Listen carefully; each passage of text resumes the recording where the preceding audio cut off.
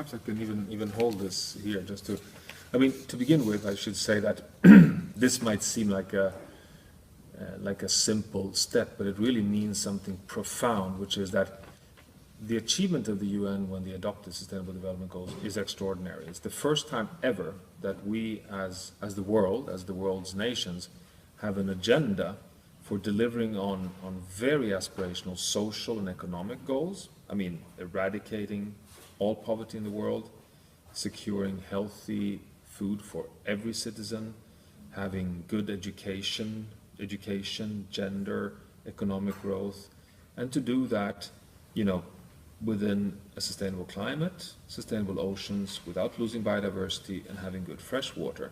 So we've never had that before.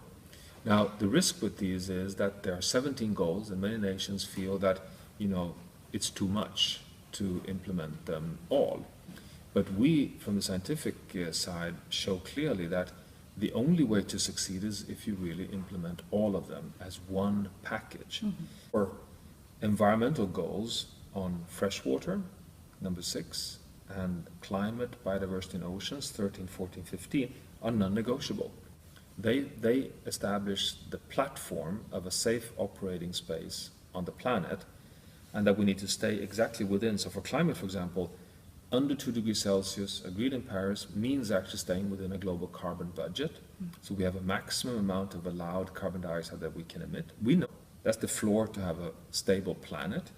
And it's on this floor that we can stand on to deliver on the aspirational social goals, which is a prerequisite to succeed. Because if we don't have a stable floor, you cannot stand on it. And that the economy is actually a method to deliver on the social aspirational goals.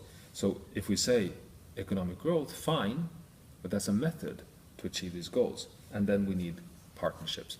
So this is a way of aligning the enormous accomplishment of the United Nations, and therefore the world's nations, aligned with the reality that we humans face today on Earth. That, you know, 30 years back, you could have said, this is fine, no longer. Now we're here. We're such a saturation point in terms of global environmental risks that the only way to deliver on the social and economic is within the safe operating space of the environmental goals. So that's the message here. And, and I would argue that this is increasingly understood by political leaders and by business leaders and in society at large, but it is not so that we see the action required to really accomplish it.